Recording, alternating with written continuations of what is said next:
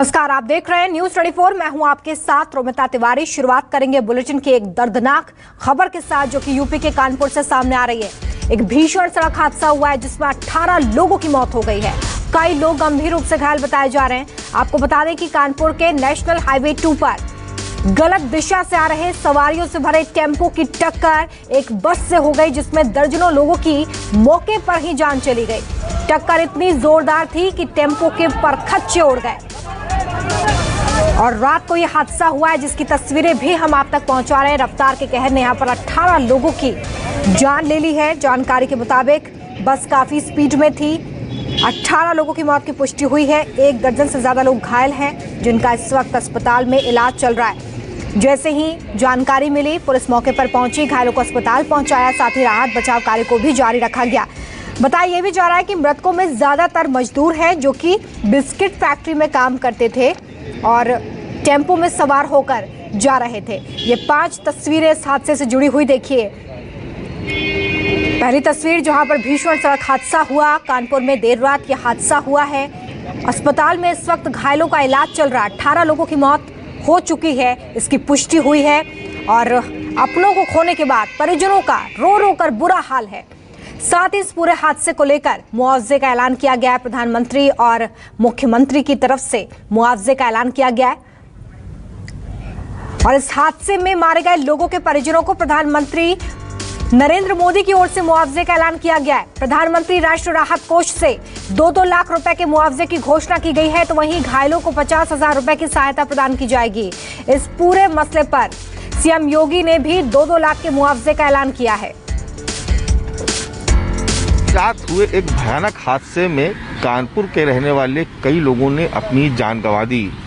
घटना कानपुर और कानपुर देहात के बीच लगने वाले सचेंडी थाना क्षेत्र की है, जहां पर नौकरी के लिए जा रहे कुछ लोगों को एक बस ने टक्कर मार दी। जो लोग नौकरी पर जा रहे थे वो एक टेम्पो पे सवार थे, उनकी संख्या तकरीबन 22 थी और एक बस ने, प्राइवेट बस ने उनको ज़बरदस्त टक्कर मार दी, जिसके बाद मौके पर ही कई लोगों की मौत हो गई। बाकी लोगों को कानपुर के इस हैलेट हॉस्पिटल में लाया गया, जहां पर भी कुछ लोगों की मौत हो गई। अब तक कुल 18 लोगों की मौत बताई गई है और यहां पर बहुत सारे लोगों की आप भीड़ देख रहे हैं। दरअसल ये मार्चरी का दृश्य है और आप देख रहे होंगे कि ईश्वरीगंज और लालेगंज ये 2 गांव थे कानपुर के, जहाँ के रहने वाले थे लोग। और आप सामने हमारे देख रहे हैं कि कुछ डेड बॉडीज़ भी रखी हैं, लोग इंतज़ार कर रहे हैं और कुछ लोगों का कुछ डेड बॉडीज़ का पोस्टमार्टम हो चुका है। जी, क्या नाम है आपके भाइयों का? राम मिलन, शिव भजन, लवलेश। अच्छा, ये लोग घर से कितने बजे निकले? घर से 7:30 बजे निकलते हैं।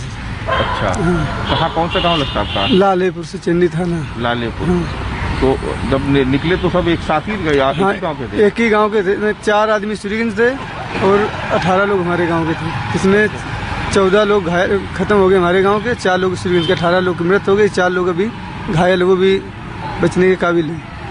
अच्छा, तो आपके जो भाई थे वो मतलब क्या करते थे? परिवार पूरा वही चलाते थे आप लोग? हाँ। कितने भाई आप लोग? 5 भाई हम।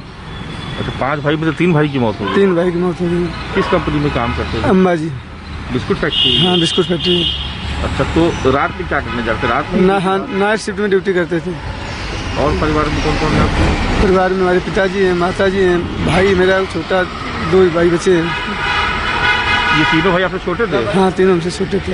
क्या उम्र रही होगी तीनों की? एक 24 साल है राम मिलन की, शिव भजन की 22 साल है और जो छोटा लवलेश उसकी 20 साल है। तो घटना की जानकारी कैसे मिली आप लोगों को? हम फोन गया था कि आप वहाँ एक्सीडेंट का, तभी हम लोग वहाँ से आए तो बॉडी हमको नहीं मिली। बॉडी यहाँ पुलिस द्वारा आ गई थी तो एम्बुलेंस से हम लोग आए हैं, तो हमको मृत मिले हैं। 4 लोग अभी ऐसे हैं जिनका इलाज चल रहा है, उनकी भी हालत बेहद गंभीर है।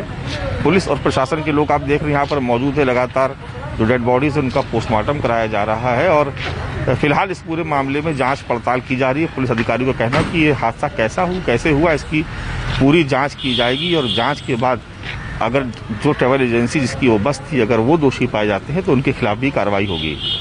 कैमरा पर्सन धर्मेंद्र कुमार साहू के साथ मानस श्रीवास्तव, कानपुर, न्यूज़ 24। और ग्राउंड जीरो पर इस वक्त क्या स्थिति है, स्पॉट पर क्या परिस्थितियां हैं, ये जानेंगे। मानस मेरे साथ जुड़ गए, मेरे सहयोगी सीधे उनका रुख कर रहे हैं। मानस, हादसे को लेकर क्या अपडेट है और जहां पर आप मौजूद हैं वहां पर इस वक्त क्या तस्वीर है? साथ ही ये भी बताइए कि घायलों की हालत अब कैसी बताई जा रही है?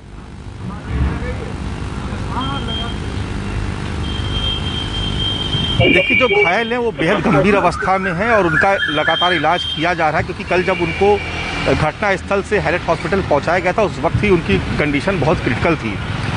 तकरीबन 18 लोगों की अब तक मौत हो चुकी है। 16 लोगों की रात में ही मौत हो गई थी। देर रात एक और व्यक्ति की मौत हुई तो आंकड़ा 17 पहुंच गया था। आज सुबह जब हमने जो लोग डेड बॉडीज़ लेने आए हुए थे मॉर्चरी पे, उनसे जब बात की तो मालूम पड़ा है कि जो लालेपुर गाँव है वहाँ के 14 और ईश्वरीगंज के 4 लोगों की मौत हुई है और अभी भी 4 लोग भर्ती हैं। यानी 18 लोगों की मौत हो चुकी है और 4 लोग अभी भी भर्ती हैं, जहां उनका इलाज हैलेट हॉस्पिटल में किया जा रहा है। इस पूरे मामले में प्रशासन ने रात में ही एक फैसला लिया कि डॉक्टर्स का पैनल रात में ही बुलाया गया और रात में ही पोस्टमार्टम शुरू किया गया और लगभग सभी शवों के पोस्टमार्टम हो चुके हैं और डेड बॉडीज उनके गाँव भेज दी गई। उनके परिजन आए हुए थे, जो भी मृतक थे उनके परिजन आए हुए थे। इस बीच में मुआवजे का ऐलान किया गया है। उत्तर प्रदेश सरकार की तरफ से भी 2 लाख रुपए का और प्रधानमंत्री नरेंद्र मोदी की तरफ से भी 2 लाख रुपए के मुआवजे का ऐलान किया गया और जो घायल है उनके इलाज की भी व्यवस्था की गई है और 50,000 रुपए उनके लिए भी मुआवजे का ऐलान किया गया है। लेकिन ये मुआवजा अपनी जगह है, मुआवजा मरहम हो सकता है लेकिन वो घाव को नहीं भर सकता और घाव ऐसा लगा है इन परिवारों को कि शायद ये लोग कभी ना भूल पाए, बहुत लंबा वक्त लगेगा उसको भूल पाने में। जो तस्वीरें थी हमने देखी वो बहुत ही विचलित करने वाली थी। बहुत सारे लोग वहाँ पर रो रहे थे और किसी के परिवार के 2 सदस्य, किसी के 3 सदस्य इस तरीके से मौत हुई। एक परिवार हमको मिला, वहाँ पर उसके 2 भतीजे थे, दोनों छुट्टी थी और वो उन्होंने कहा कि क्योंकि कोरोना कर्फ्यू चल रहा था तो एक फैक्ट्री में उन्होंने नौकरी कर ली कि कुछ खर्च मिल जाएगा और पढ़ाई के लिए भी कुछ पैसे वो लोग जमा कर लेंगे। दोनों पढ़ते थे, गरीब परिवार से थे लेकिन पढ़ाई करते थे। उन दोनों भाइयों की इस हादसे में मौत होगी। बहुत कम उम्र थी, 18 साल की एक की उम्र थी, एक की 22 साल उम्र थी। इसी तरीके से एक और शख्स हम लोगों को मिले जो लालेपुर गांव के थे। वो कुल 5 भाई है, 5 भाई में से 3 भाइयों की मौत हो गई और तीनों भाई छोटे थे, उनकी मौत हो गई। तो बहुत सारे परिवार ऐसे हैं कि जो जिनका पूरा परिवार इस हादसे में उजड़ गया और उनका जो दर्द है, वो उनकी जो पीड़ा है वो बहुत असहनीय थी। अब शब्दों में बयान कर पाना उसको बहुत मुश्किल है। फिलहाल अब ये कामना की जा रही कि जो लोग घायल है कम से कम अगर स्वस्थ है तो फिर भी कुछ राहत मिल सकती है, इसलिए उनका बेहतर इलाज हैलेट हॉस्पिटल में किया जा रहा है। और जो पूरा प्रकरण है, इस पूरे मामले में एक जांच कमेटी बनाई गई है। ऐसा बताया गया प्रशासन की तरफ से कि जांच की जाएगी कि आखिर ये हादसा किन कारणों से हुआ और इसके दोषी कौन लोग थे, उनके खिलाफ भी सख्त कार्रवाई करने की बात कही जा रही है। लेकिन फिलहाल अभी तो प्रशासनिक अमला है, उसका पूरा फोकस इस बात पे है, प्रायोरिटी इस बात पे है कि वो परिवार जो इस हादसे में जिन्होंने अपनों को खो दिया है उनकी मदद हो सके, उनको सरकार की तरफ से जो भी सहूलियतें मिल सकती हैं उसको लेकर के इंतजाम किए जा रहे हैं। और जो जिन लोगों की मौत होगी उनका चलिए मानस, नजरें बना के रखें, अपडेट आपसे आगे भी लेंगे। तो देखिए 18 लोगों की मौत इस दर्दनाक हादसे में हो गई है। NH-24 पर ये सफर उनका आखिरी सफर साबित हुआ है। पूरे मामले में जांच कमेटी बनाई गई है जो कि अब ये बताएगी कि किसकी लापरवाही की वजह से 18 लोगों की मौत हुई है। फिलहाल